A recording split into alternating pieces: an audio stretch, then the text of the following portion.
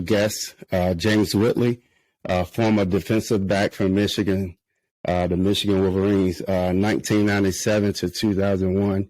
As a true freshman, James played in the national championship game against Washington State, I believe. Yeah, Washington State. Ryan Leaf. And Michigan won the national championship that year. What's going on, buddy? Man, everything's smooth. How you, man? Man, I can't complain. Yeah, we connected a couple of weeks ago. Good to see you. The podcast. Always. The podcast is taking. Definitely. Always. Definitely. Thank you. Appreciate it. Always good to see you, my friend. All right, let's get to it. Norfolk, Virginia. How was it growing up in Norfolk, playing sports and just living in Norfolk? It was very competitive. This area of Virginia in particular, it's very, very competitive in sports, and it's a very, very hot bed for sports and athletics, and just young beings trying to be something. You know what I mean? And a lot of times, sports is like the way out. For a lot. Correct. You know how we grew up. So, but Norfolk was one of those cities where it was a gritty, competitive, early childhood, in Parks and Rec and stuff like that. And it really prepared you for, life, man, Yeah. Right. A lot of people don't realize where Norfolk is located. When we talk about it, I know when I talk about it, and I say the 7 cities, I talk all about as it all is one, right? But it's 7 cities within the Hampton Roads area, and there's a lot of stars came out of Norfolk. Who are some of the guys that came out of Norfolk? I know Pernell Whitaker, Bruce Smith, just to name a few. What are some more guys that came out of Norfolk? Well, you got number 1 draft picks like Joe Smith. All right. Joe. All right. You got individuals like Ronyell Whitaker, who's a descendant of. He's in that same family with Pernell Whitaker. All right. He has a younger brother that played ball, high school ball and stuff like that. And then you got guys like Dexter Reed who come out of Norfolk, And this is just to name a few. And this is kind of like just my era. Dave Martin, which is my guy. David Martin went down to D and then went on to play in Green Bay. And, Keith Willis, these guys going on to play major college basketball or football, and have gone on to, probably tap the surface of, some professional ranks. And that's big time, that's upper echelon. And what it deserves is, not just a pat on the shoulder, but that individual saying, okay, now I've stood as a role model in those respects in reaching those heights, So what can I do in regards to letting the next man know, what it took to get there, and some pitfalls maybe along the way or what have you. And, how you can bounce back, if you happen to. So it was very, very gritty, very competitive, Jay. And, much similar in Chesapeake, I presume and imagine, Y'all guys, it was heavy competition, man, all over the place. Correct. I agree. And like you said, Joe Smith was the number 1 draft pick. I believe that was 96? I think so. 96. I believe it was. But even before Joe, had another guy by the name of Michael Evans, who was like the number 1 point guard in the country. Yeah. I want to believe it. I want to say it was the same year that Jason Kidd came out.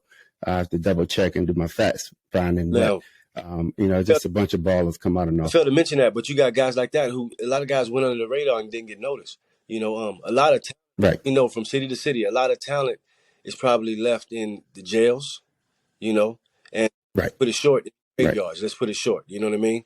And but the best talents may be in those 2 places. You know what I mean? And kind of go unseen. You could probably name guys on your, on both hands that was like, man, they was either equal or better than me. I know.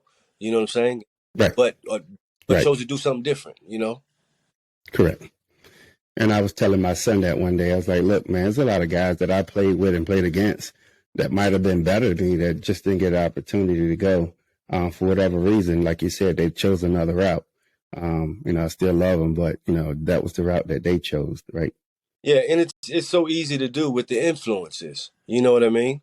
So when we talk about that, we talk about, getting away from the influences, right? But then, say, with the lack of the education, when you go, say, and take your raw talent and make it to a place. And I'm speaking on, say, my situation, okay? All right, so say not being educated on, say, finances, you know what I mean?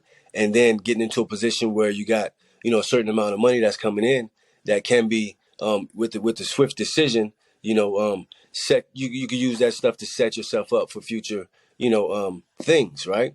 So not having that education kind of sets you back when you get out of the game. You know what I mean? So it's something to say, hey guys, look, you made it this far, all right. You took your raw talent to get here, but what type of education and knowledge do you have to maintain yourself? Because you're still the business, you're still, quote unquote, the athlete, and you still got to, realize that too after the game. So Right. I mean, this area though, man, with the rich in talent that we have, um, there has to be more, I guess, events where we could come together. You know? Right. Yeah.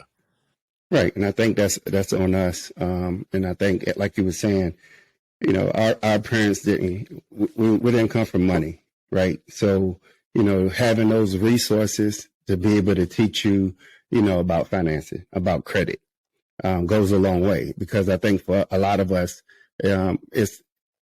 we take the long journey. It's the hard road to learn it, and it's a lesson learned, right? So, like you said, you might have got that, that contract, and they gave you $500,000. You had no idea where to put that money at, right? So, years later it's gone, and you don't have anything to show for it. So I think a lot of that has to do with just the lack of resources, right? Yeah. And well, now it's so pertinent for the young athlete because they can make money right out of high school, like we talked about. Right. So they need to know, Right. what to do with that NIL money. Guys are Right. heavy deals, and the potential for this thing to really kind of just stay in scope, man, just keep growing. You know what I'm saying? So these young athletes need to know, business 101. They need to know, what I mean, marketing and how to choose that company to do business with and stuff like that. So I know you're probably working on ways in which you can set a platform to teach those things. So I love to partner with you on whatever, man. Yeah, we definitely can do it. I mean, and speaking to the NIL thing, you give these kids money. You might give a kid a $20,000 NIL deal. Make sure he's paying taxes out of that money, right? So you're talking about an 18, 19-year-old that don't have no idea to what's going on and how stuff's supposed to be done. So majority of the guys, at least, because the majority of them look like us, come from our background, right? So those guys probably really don't know. So I hope these universities, these schools, and the organizations are making sure these kids pay their taxes. You know what? It has to be some sort of guidelines too. It should be anyway. And I don't know. You just don't know what the inner workings, but it'll be good to find out. How that space, and then you could do something different. Well, whoever's not doing it right, you can set the example. You know what I mean, on how to really conduct it. But the athlete is the key, and the knowledge that they need to know could carry them a long way right out the gate. Correct. And it'll help with a lot of hard lessons learned, right? So it's that whole notion. Biggie said, "More money, more problems," right? So that's always the case. Yeah, and then you have teamwork and all of that stuff. So some people don't trust. You know what I mean? So within the teachings, you say, hey, how can you develop a team that's going to help you? Guard what you got going on. And you trust the process. You know what I mean? And I think you're so young at that age. You're so young, and who do you trust, right? And who you going to actually listen to is one thing. Who you can trust is another thing, right? So, we all been there before. So, definitely. Let's talk about Michigan. Your freshman year playing at Michigan with Heisman Trophy winner Charles Woodson. How was it? Oh man, a lesson learned, Jay. It was a lesson learned. He wound up being one of the best football players to ever grace the football field in college. You know what I mean? Right. The only defensive player to ever win the Heisman, and to watch this guy work. You know what I'm saying? It was a sight. But he helped you step your level up. That Michael Jordan effect. You know what I mean? Like those around him became better. Mm-hmm. You know what I'm saying? Right. We had a slew of guys who had some mad talent, man, and guys like that who stepped up to the main stage, stepped up to the plate, and was hitting their home runs. He definitely made you come along and bring your A game. You know what I mean? So, and it was just that type of deal, man. In those late '90s when we played ball in college, man, it was, man, we were some heavy hitters back there. You know, the competition Right. between Penn State and Michigan, you know, that was heavy, heavy stuff, man. So, we got some Right. experience. We got a string of about maybe 5 or 6 years of just, competition, man. You and I on Competition. a level from high school Right. to college too. So that's sweet. Right. Right. And it's funny because a lot of people don't even realize. I mean, they know, but they don't realize that Tom Brady actually was on that team as well. Right. You know, what's tripped out is this, right? So you take a guy like Tom Brady, who people don't know was on that team, but he was taking notes. You know what I mean? Right. You know, Right. helping. He was that sideline quarterback, right? And being the backup. So he took what he was learning from Brian Griese on how to win that year, and Mm-hmm. put at the main stage, man. You know, over and over and over again. So it's a dynamic to even the backstory to that. You know what I mean? Like, waiting your turn and being patient, but taking the notes. You know what I'm saying? Understanding what it's going to take. Right. And then maybe you're not able to utilize it right away because Tom came in and won 2 Big Ten championships, or was it one? He won another Big Ten championship. Anyhow, you still got to win. So you got to take what you know, man, and just keep it going, keep it moving. Right. Because I want to say that year we both was freshmen and we played each other and we was number 4 and you guys was number 2. And it was a battle. It was a battle in State College. Yeah, it was heavy. It was a heavy battle. That was they would call it Judgment Day or the day, Right. like that. It was something fun. Right. But it was sweet because there was a lot of competition going on that day. There was other schools that were playing and it was heavy. Back then, they didn't have a clear-cut way of determining the national champion. So the Correct. rankings kind of determined it. You know what I mean? So Right. Right. I wonder, because that was late in the season, all right? And it was 1-2, Yes. right? It was 1-2. Where did Nebraska come from? Nebraska, we was 2 and y'all was 4. We was 4 and y'all was 2. And Nebraska they might have been 3 because I want to say Tennessee was 1. It wasn't in the picture. It was Florida State and Oregon. No. It was Florida State. Florida State played North Carolina. Okay. That was the 1-2. Okay. That was right. Nebraska come from, and that baffles me right there. I just, think about it. If that was the lineup, because it was the day, it was like 1-2 versus 3-4. Somehow funky stuff had happened, right? Right. How they get Carolina versus Florida State. Correct me if I'm wrong. Right. And then right. Penn State. Where did Nebraska come from? How did that? Because I think the year before that they finished in the top 5. Because I think that was the year they had Lawrence Phillips, if I'm right. I want to say it was the year. Probably was there the year. Probably that before that. 96. Tommy Frazier. 95, 96, yeah, something like that. Right. So back then, man. It was Osborne's last year, so they had to kind of bump those guys up there, I guess, man. But it was like we weren't even in the picture. Final Four. This is Final Four season we're talking about back then. You know what I mean? Right. Next thing you know, they number 1, tied for number 1. How does that happen? So we were the champs, man. We're the clear-cut champs. So if you factor all of that in, like these guys just. Hey, I'm biased. I'm biased, so I'm gonna go with the Big Ten guys. So there we go. That's what it is. Right. And then you play with some other guys, some guys I played with in Jacksonville, Maurice Williams, another guy, David Terrell that I know, Larry Foote, and a lot of those guys. Yeah. So you guys were stacked. It was always good competition, hard competition. It was fun to play you guys. I still say the hardest hit I ever seen was in that game my freshman year. Yeah, I agree. That was football, at its finest. And you got to be built for this game. You know what I'm saying? And that right there, even watching it, even as a spectator in the stands, man, you heard that thing. You heard the collision. It sounded dangerous. You know what I mean? It was very, very dangerous, as this game is. So to the young, are watching and stuff like that, we want to just tell y'all, look, you're gonna get what you sign up for. But meet force with force, and those guys right there, force with force. Right. Both of those guys, they're still living, right? Both of those guys are still living, which is a blessing. They did get injured, which is what the game calls for sometimes, but you got to go at this thing with, gusto, and it's going to determine your best, your most. Right. Definitely. Yeah, Definitely. Definitely.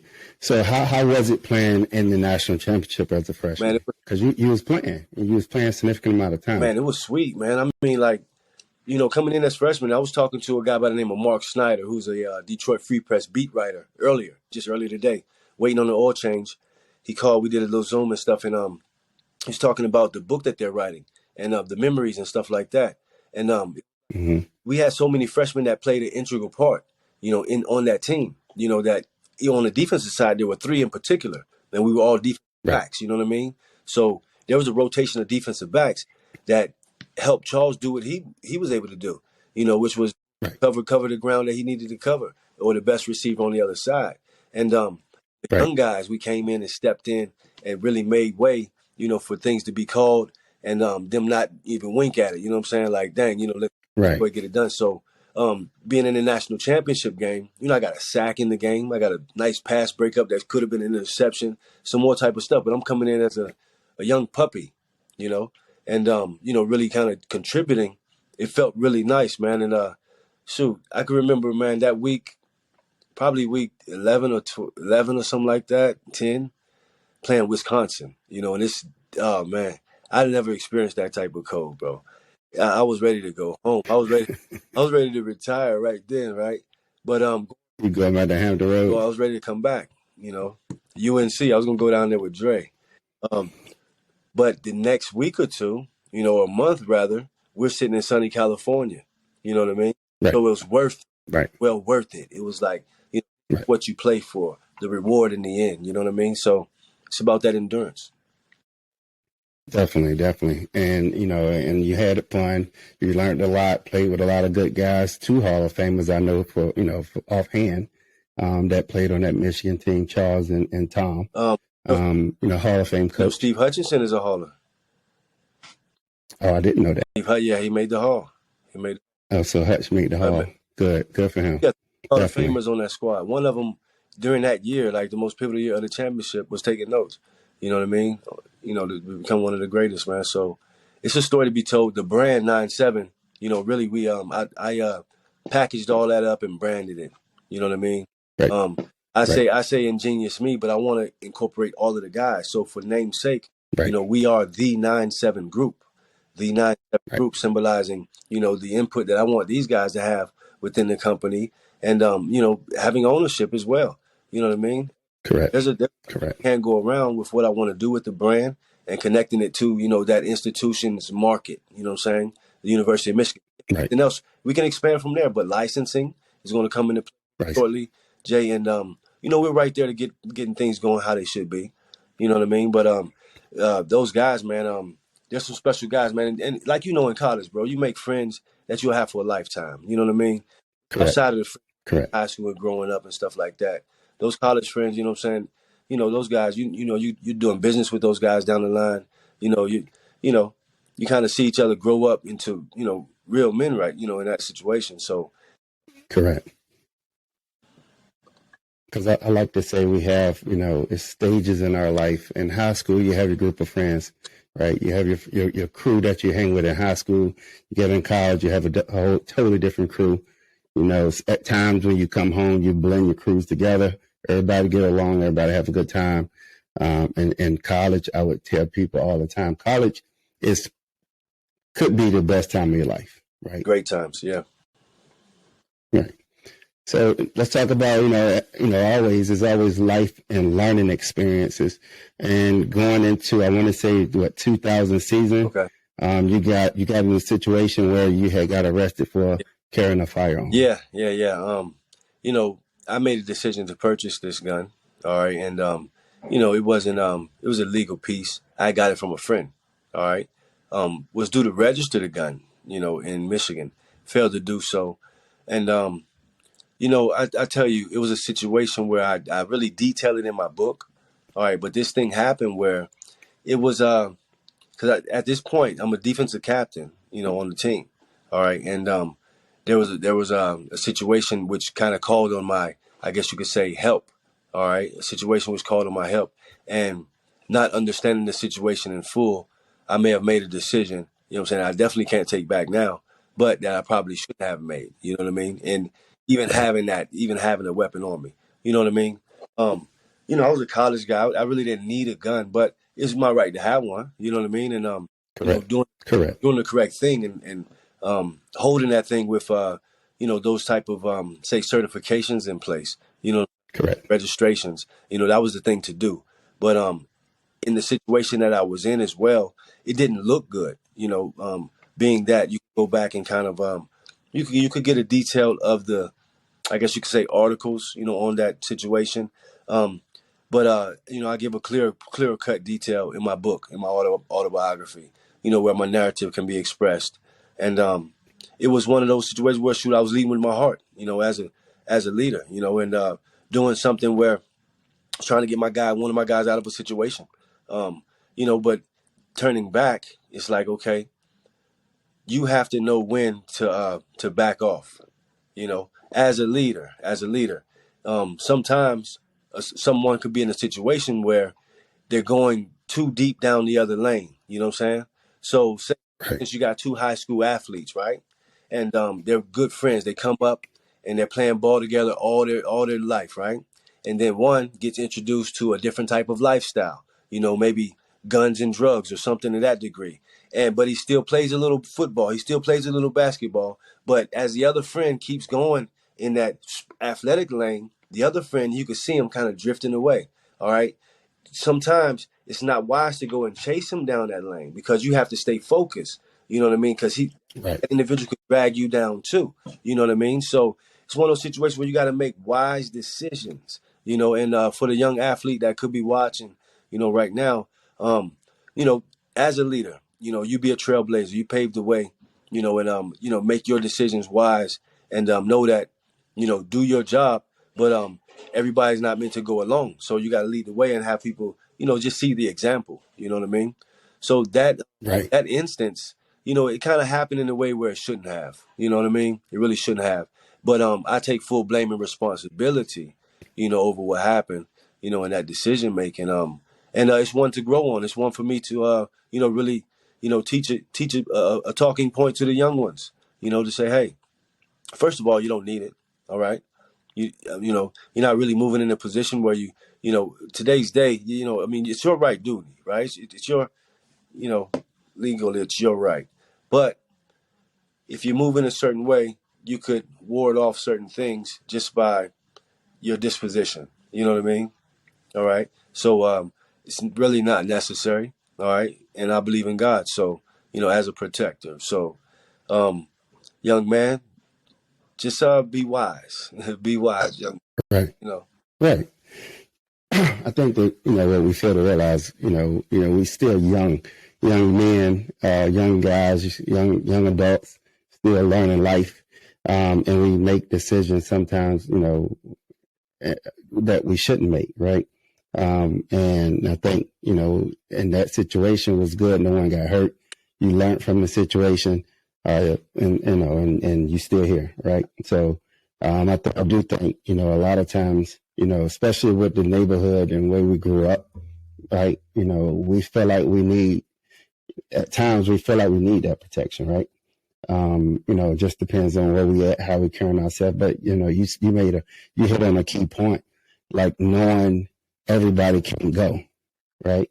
So, it's kind of like over the last couple of weeks, everybody been, giving Deion Sanders a hard time and saying a whole lot of stuff. And a lot of times, man, some friends you just got to cut loose, right? And I still love them. You still can care for them, but if you might be going down two different paths, right? Yeah. And it's okay, right? But at the same time, we can still get together every now and then. I'll come holler at you, but I can't be out and about with you because if something happened, it's going to be my name in the media, not yours. And I got too much to lose than to be putting myself in a situation like, at times, right?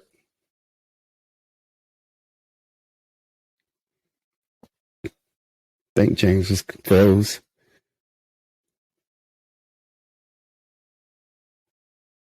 So I'm going to keep talking till he come back. So, at times, as a young man, we make mistakes as a young and human young person in general, right? We make mistakes. And luckily for James in that situation, we was able to correct the mistake and no one got hurt. So, that was a positive. So, I think James go back now and look at it.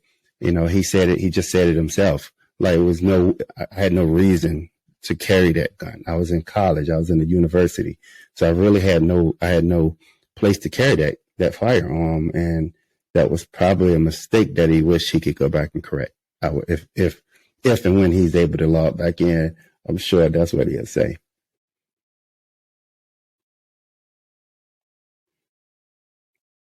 So when James come back, he'll be back soon so we can finish this up. But when he get back in, we're going to talk about playing with the likes of Dre Bly, Torrey Holt, Charles Woodson, some of the Hall of Famers that he played with on the college level and the pro level. Obviously, Dre Bly is a Hampton Roads guy as well. So we all know Dre got, some type of relationship with Dre. So, I would love when James get to come back on and talk to him about his relationship with Dre. And because I've seen some stuff in the newspaper and on his website, them guys training together. And it's funny that James just said he thought about transferring and going to UNC. Well, if you call my mom and talk to her, I actually thought about the same thing because I felt like, which I'm sure 99% of the kids, the young men, let me not keep saying kids, the young men on college campuses today, as true freshmen, they all think they're the best, right? So everyone thinks they're the best. So, for me, that year, my freshman year, I called a few times. I even told Coach Kenny, I think I'm a transfer.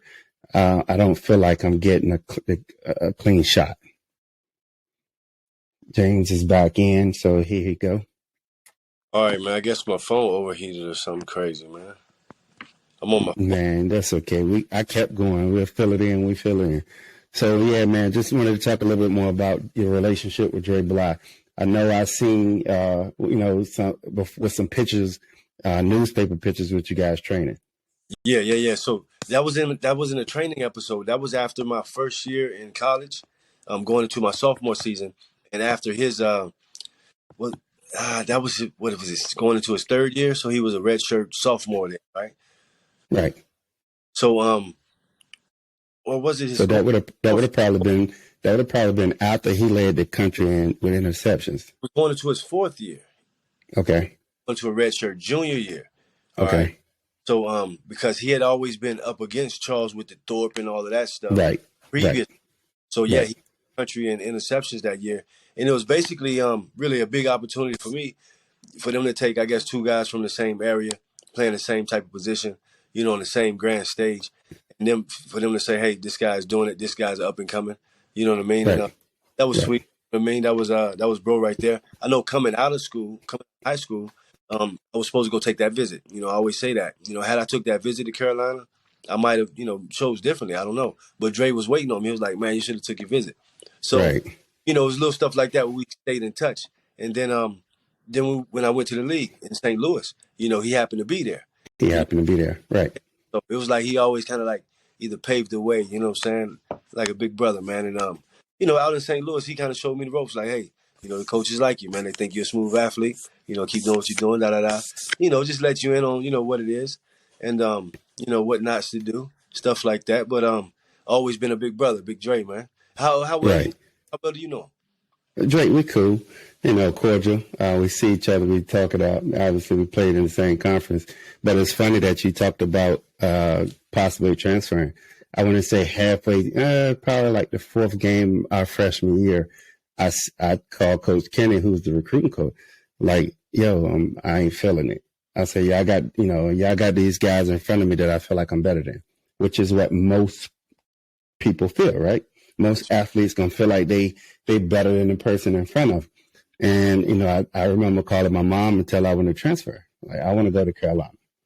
And, she was like, well, let's just wait a minute and see. And, let's not jump the gun too fast. Let's just wait a minute and see. I was just like, nah, I'm ready to go. I told Coach Kenny, and he was just like, look, let's give it time. You're playing some now. I know you want to play more. It's the same issue we got with everybody. So let's just be patient with us. And Joe was old school. Joe didn't believe in playing freshmen. So I want to say out of our freshman class, it was only 3 of us that actually played as true freshmen. And that was me, Kareem McKenzie, I believe, and LeVar Arrington. Oh, yeah. So we was the only 3 out of our class, I want to say, that actually didn't redshirt. And, it kind of worked out for everybody. Man, that's sweet, man. So, shit, we could have ended up down in Carolina together, brother. Right. So let's talk about 9-7. You hit on it a little bit. Where'd you come up with the concept 9-7? Oh, man, I had actually gone back to school after, my stint in the league. I played 3 years in the league. Actually, I played 7 years pro ball, Jay. I went up to Canada my first year out of college. Right. So right. I didn't get drafted after that gun incident. So we talking about, you know what I mean, of decisions. The consequence was I probably could have been a mid-round pick, 3rd round, 4th round, at the latest. You know what I mean? Show up in the team, other things, and not get into that trouble. Who knows? You know what I'm saying? Right. Somebody like you, right? So I eliminated all those possibilities with that decision making on decision I had to take. Right. So the consequences I suffered. So I had to go to Canada instead of getting drafted. I had to go to Canada my first year, and I made like $45,000 that year, man. You know what I'm saying? In a Canadian contract, as opposed to making a $450,000 contract. You know what I mean? Correct. Rookie. You know what I mean? Right. Consequences, young men. The consequences. Gotta think. But I went up there and did my due diligence, played well, and then the next year, I signed a 1 year with a 1 year option. All right, so I had to exercise that option before February 28th, which is the last day of that month, right? So February 27th, I'm in Pittsburgh with my man William Peterson, right? We're down in the city, and we're having just sitting down at a lounge, right, having some food. I get a call from my agent. Hey, St. Louis want to sign you. They don't want to work you out. They just want to sign you. But it was the last day before I had to exercise my option to go back to play in Canada. Back to Canada. Yeah, so it worked out sweet. So I go down in St. Louis as they call it a off-the-street free agent. So whereas I belong to another team per se, in the league or coming out of college, you know what I mean? A regular free agent. I was an off-the-street free agent coming from another, say, avenue. Correct. 6th corner on that depth chart, wound up working my way in. I wound up playing 3 years in the league, and then I went back to after that to kind of resurge my career in 05. And then 06, I moved back to, 07. Let's say 05, 06, it was a Canadian thing. All right, I was in both of those camps. Let's put it that way. 07, I had moved to Atlanta and wound up playing arena ball. I played 07 and 08 arena. But after the 07 season, I had backed my knee up, so I went back to get my degree. So I run that timeline down to say it was in the midst of me going back to get my degree where I came up with the concepts of 9-7, right? Because now I landed back on campus, right? And I'm thinking about, like this campus is going to be there forever, all right? What can I do to establish something that could last, for a while? Right. So I started thinking of the concepts of, something brick and mortar, but it's more than that. You know what I'm saying? Right. With technology, how it is. And then I said, okay, well, shoot, I was a part of something that will be remembered forever, which is So I thought to brand it, So right now we stand in a position where, we could really dumb down our logos and like big up, different colleges and universities, and their logos and create collegiate themed apparel. You know what I mean? Right. Michigan being the leading market, but we could extend ourselves if we want. And how is that coming along? The licensing agreement. The process right now, because the relationships are already there, all right, it's just a matter of just going through the X's and O's with, applications and all of that good stuff. So sitting at the table right now, figuring out, what the best avenue is going to be. Because now you have a market. Let's just say Penn State. Y'all seen over 100,000 people in that stadium, right? All right, check it out. If all those people want to buy at one time, you got to be able to supply them. So you got to have good manufacturing in place and all of that good stuff. You know what I mean? Correct. So with licensing, they want to see that those type of things are, legitimized and in order, before they move along and okay some stuff. You know what I mean? Right. So who do you have to go? Who do you have to go through? Michigan or what? Well, they have their different doors. You know what I mean? So the licensing directors, you'll go through that individual, and you present your idea, present your mock-ups and your designs and stuff like that. Like you say, if you're buttoned up, you know what I'm saying, and they okay everything, you're able to produce their apparel and suffice the fans with your design and detail. You know what I mean? Well, I love I love the 9-7, concept. I love the clean look. Looking forward to seeing it, man, seeing how far you can go with it. Looking forward to seeing other team colors as well. So, I'm going to be biased and look for the blue and white. Yeah. But, man, it's the sky's the limit with it. And it's a great idea. Absolutely, man. I appreciate that, Jay. On the last point we was making about, just the teaching tools on these young men, man. Life is it's one to live and learn, but Right. if you take, some examples from somebody else and Right. learn from those examples, Right. that's the best way to learn, where you don't have to go through it. You know what I'm saying? With stating, the obstacles and the adversities, there's more. There's more, Jay. I've been through a lot of different stuff. You know what I'm saying? Right. Accusations with women. I've been in trouble with drugs, with guns, with women, and all type of stuff, man. And I want to tell that story. You know what I'm saying? So at a further date, you can invite me back on, and we can get deeper. Where we can Definitely.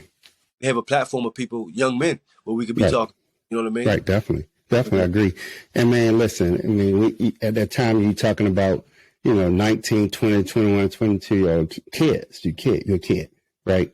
And, we make decisions and, long as nobody, you kill anyone, and, it's something that you can come back and learn.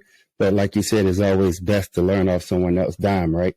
So, if I can look at, you or me or whoever that went through something as a youngin', I would rather learn off of their dime. And, it's kind of like when you talk to your kids and you say, I've been there, done that, right? But they're going to still go and do it anyway, right? So, because it's kind of like, that iron is hot, right? You do know that, right? But they're going to touch it anyway just to make sure that what you said is facts. The most wise won't. You know what I'm saying? The most wise one won't. They'll say, okay, Right. listen to Pops right here. I think Right. what you're talking about. It kind of looks that way. You know what I'm saying? It kind of looks a little hot over there. So let me Right. back. Right. But yeah, The nonprofit. But yeah, I think so in the future, bro. I think we could put together a platform where we could, definitely do some mentoring or something like that. On behalf of, the Nexxt podcast. Introducing these young men to a different way of thinking. You know what I'm saying? To, man. You have to. We have to. I mean, it's so much other stuff in the world.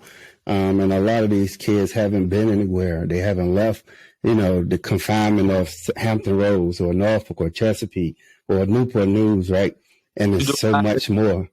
Need to invite these guys to a live in Times Square or something like that. Right. Have Right. the business going on behind them, and Right. them be able to focus in. Right. I had one of my former teammates, Derek Toes up. He have a nonprofit called Inspiring Minds. Okay. Right. And he take kids all around the country. They'd have been to Africa. They'd have been, to some places where, he felt like, I just wanted to go out and show them that it's more to what they see here in Ohio. In Warren, Ohio. So he said, look, Jay, I take these kids, it could be 30 minutes away from Warren. Like I can take them to Canton, to Cleveland. And a lot of these kids haven't even left and been out of Warren, Ohio. So you can imagine what they look like, what, their faces and excitement when you take them to somewhere like Africa or the Bahamas or somewhere that you just take them on a trip. And that's learning, man. That's learning. And, that's a lifetime of what they'll remember and be able to pass on, so that thing, it continues. Right. Like the torches would be passed upon movements like that, where you're opening eyes, of the young so wide, where they can see the potential that's out there. You know what I'm saying? That's the giving back. You know what I'm saying? That's what it is. Resources, man, being resourceful, and having resources goes a long way, right? And just, in school, taking you to the planetarium or, being down at Hampton Roads, bring you up here to DC to see the monuments, that's fine. But, I think the kids, they need, more. They need more. They need access to more resources, reading, like computers, like just a lot of stuff, right? Yeah. And we're talking, the programs that I have for Glorious Works Foundation. We're talking about food, shelter, education, and mentorship programs.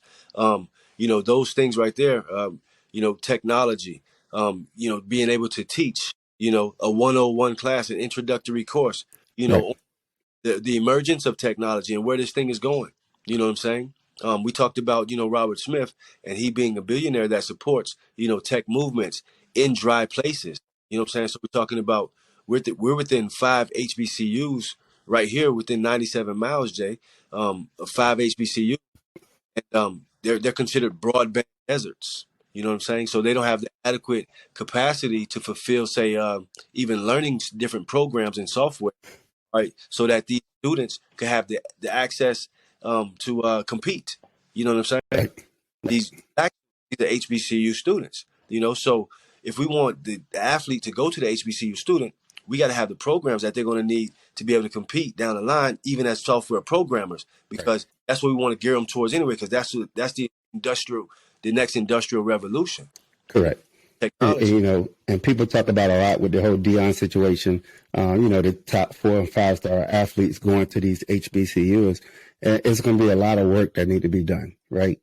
Yeah. As a 4 or 5-star player, I might want to go play for Jackson State, right? Or Howard or Norfolk State or Hampton, right?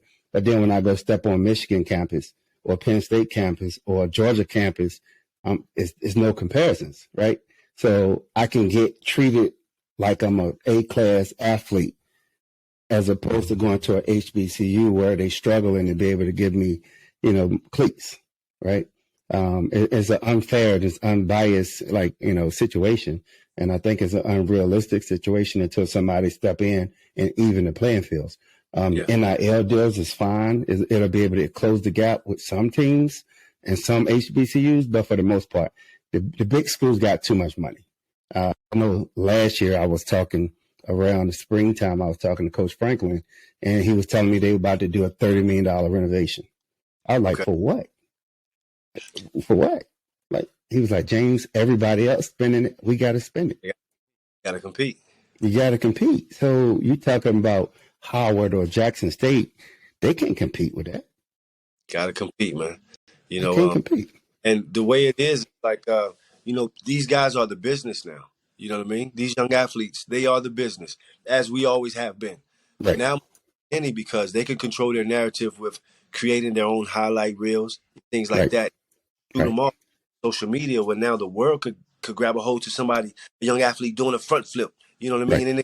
And where now he's viral, and now he's known all over the world. Just and what skyrockets there is the potential for the name, image, and likeness, or money, in which he has to now have the know-how to operate with that. You know what I mean? So it's dynamic where there could be some education, some inspiration and some motivation. I got some ideas, man. We're going to talk off camera, bro. I got some stuff brewing right now for an event. That's going to be heavy, man. I want you to Nexxt, if you want to present that, however you want to come. You know what I'm saying? Let's talk about it, bro. But it's going to be something heavy duty right here in the 757. It's going to be catered toward, the 757 athlete. Right. We talked a couple of weeks ago about doing some stuff. Definitely want to make sure we get some stuff going and on a regular basis in Hampton Roads. It's too much potential and the need for a lot of resources down there that I think we can get our hands on. Definitely. That 5K should be annual whenever we piece that together. Right. But then bring other organizations and businesses on, you know what I mean? And extend it. You know what I'm saying? Have you ever ran a marathon, bro? You ever ran 26 miles? No, I thought about running a marathon, but I haven't. No. Bro, I think I could do it. I've never liked running like that, but it's like if it could be something for a cause where we could bring the glue, to some situation, man, I'm with it. You have to train for stuff like that for real. You got to really. You do. You got 26 miles. You You got do. Right. like what? I remember watching Puff a couple years ago, well, probably like in 2010, 2011, somewhere around there. It might have been later than that. And Puffy was running. He was getting ready for one, and he was talking about how he was working out and running, and he was running so much that his toenails was coming off. Man, I'm telling you, you know how it is in training camp, man. You know what I'm saying? Same deal. 26 miles along. That's a long track, man. Come on now, that's like that's a football career. Right. Football career, right? 26 miles. 26 miles. Hey, that's a long, boy, 26 miles. Now, and now in soccer, they might run 26 miles during the game because they just consistently run it. Depending on what position. Depends on what position. But definitely, man, because I know with Team 083, my people, Tyree Delp that you met, we're looking to do some stuff too. We can probably, get this gala going. We want to set up and do like a black tie gala. To where we invite a bunch of people out. I'm gonna work on possibly getting James Franklin to come out, almost like come out MC host it. Maybe we invite a few of the state championship teams from football, not just football, any sport, right? And invite them out, and then we sell tickets to the event, and then the proceeds go to Team 083. Or Glory, your nonprofit, we do it together, to where we can kind of, get stuff coming in consistently so we can do some of these things, right? And grants, looking at grants, looking at different type of grants that we can get our hands on to actually help, because there's a lot of money out there that they're giving away. Yeah. And if we got a good cause, then, why can't we get some? The NFL have some. Yeah. I mean, they have programs to where, I think Dre did it, to where you can go to your high school or to the youth league in the area and put in for them to come out and redo the fields. Yeah, it's a lot of stuff going on. And we got the resources. We got the connection and the resources. Right.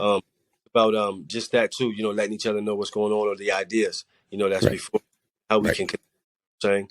I'm all for it though. However, you dream it up, Jay, you let me know. And I'll be in support in whatever way. We are going to be in a position here shortly to be making, donations and things of that nature to a particular sector foundation. So you being in line, bro, right.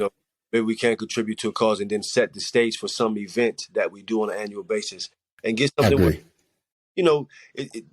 when things are automated, that's where you want to be, right. So if we establish something and make it, something that's going to, really be an automation to it, it'd be sweet. Right. And I think when you get a group of guys then that's doing it for the right reason, and we got ideas, everybody listening, everybody playing their role, and we just, it's about the movement, right? And see, we long term, right? And some of the things that they talked about with the Deion Sanders deal, like he's only one to do something, but what if you pull together with a lot of individuals? You can make more moves like that. So. Correct. Just with the guys in the 757, Jay, like you standing in the platform right now with the Nexxt podcast, you know what I'm saying? That's you're standing as being the glue. You know what I'm saying? You should be you have everybody on the show. Yeah, that's my goal. Everybody a couple times over, you know what I'm saying? And, right. and connecting the dots. You are the platform to say, hey, this is what everybody's doing. This is how we're gonna, team up and do this and da. You know what I'm saying? So, right. I thank you for what you're doing, because thank you. You're helping the movement in our area. Appreciate it. That was first and foremost our area, right? So, before I got this thing launched, I was going to start at home. Yep. we got a lot of tradition and a lot of history at home. So, what other better place to start? Exactly, man. And shoot, you've been that guy, man. So you're well respected, wherever you've gone, wherever you've been. You know what I'm saying? But these youngins here, they look at you in a certain way, and they're still watching moves and stuff like that. You know what I'm saying? Wanting to know how to do it. You know what I'm saying? You got to keep showing them. Right. Either how. It's funny you say that because on transfer day, I think I had like 10 phone calls from kids that's home, that's playing for Division I, Power 5 schools. Like looking to transfer, I'm leaving. I don't want to be here. I'm like, hold up, wait a minute, like pump your brakes. Like, let's see what's going on first before you just get up and go out. You know, bro, and that's respect because they respect you enough to get the counseling. You know what I'm saying? To ask for that. You know, a lot of people don't trust enough to do that. You know what I'm saying? And you got those athletes that don't or won't make that call. Those are the ones that need to be reached. You know what I'm Right, saying? right, They right, that they have outlets and the resources, you know, in right, terms to get the decisions made. Even when it comes to now getting that big deal. You know, is right, that company be beneficial to me down the line? You know what I mean? Or what's going to happen here? You know what I'm saying? right. And I got some other stuff that I probably bring you in. I actually got a meeting next Thursday. Company on doing some NIL stuff. I don't know if you remember Hercules used to be on the radio down in Talk to Hampton Roads. me. Yeah. So me and him be doing some stuff together. And he got a this business owner that they doing NIL stuff. And so Okay. I told him I need to be in. So we're gonna tie in and see what we can get going for some kids. Well, let's do it, man. I got a great big idea as well. I want to let you in on it. So let's keep these ideas brewing. Right, right. And Me? we'll talk offline about it. Yeah. The children's books. Okay. Talk to me. How'd you come about doing the children's books? Oh wow. You know what? I didn't know. I didn't know at first that it was such a leading category in literature. You know what I Right, mean? I right, didn't know. I had right, no idea. You know what I'm saying? I was like, wow. And really, it's about inspiration. So I was inspired by something that I saw. I went into my mother's refrigerator and grabbed a tomato, and it was kind of split up. It had some damage to it. It kind of like looked like it was maybe cut into like a 4-piece, but it was healing a little bit. It had the scab on it a bit, and I was like, "Dang, this tomato's ugly." You know, it's kind of bright red still and all of that, but it had some ugliness to it, right? So I was just thinking about, this tomato still has life. You know what I'm saying? It still has some substance. It still has good nutrition, right, nutrition value. It's still there.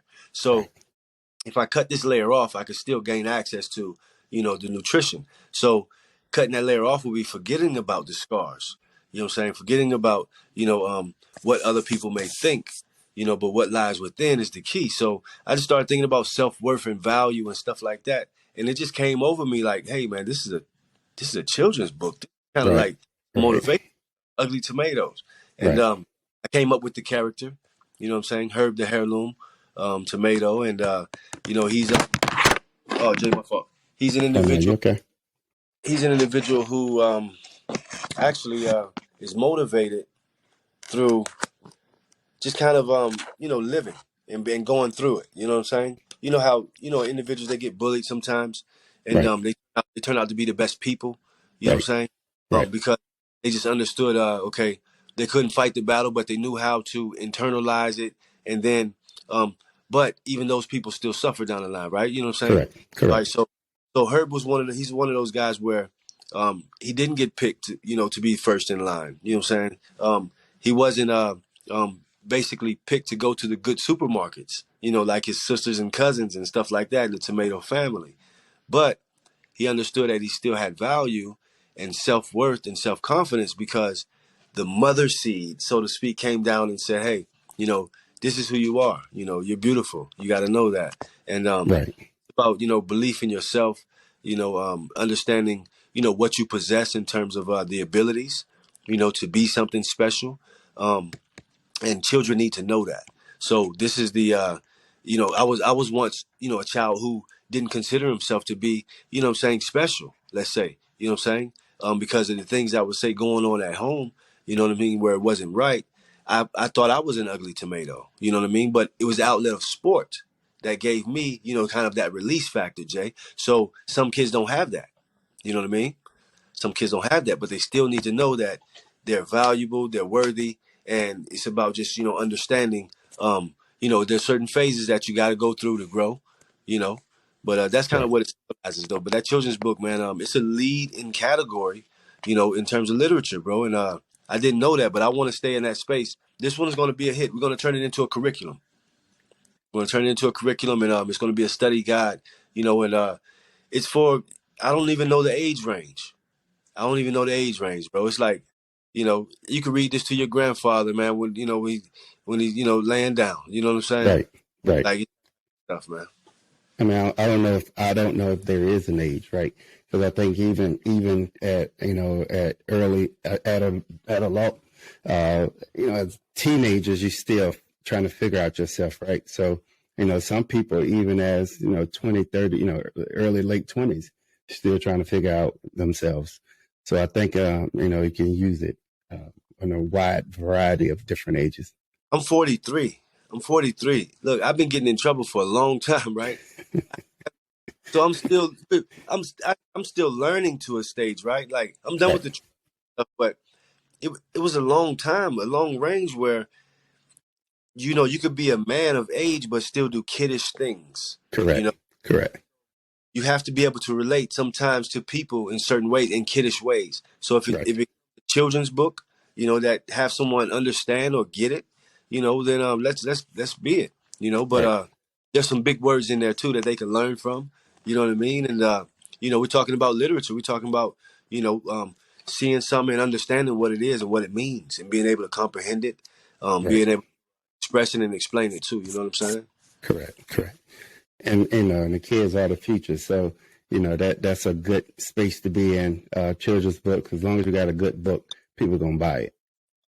Well, yeah, it's about the product. It's about having something good, and Right. then you gotta let people know what you're doing. So now it's about developing a team where we could get you can get the word out about the book, all right, and about the curriculum. So we want to reach out to 1,000 schools across America and beyond, across America, on a small scope, and see if they would be interested in purchasing our curriculum. You know what I Right. mean? Right. So And I have a young lady that went to Penn State with us. She write children's books too. So offline, I'll plug you with her. She got her stuff published and everything right now, and I man, believe she's doing a lot of business with Philadelphia Public Schools.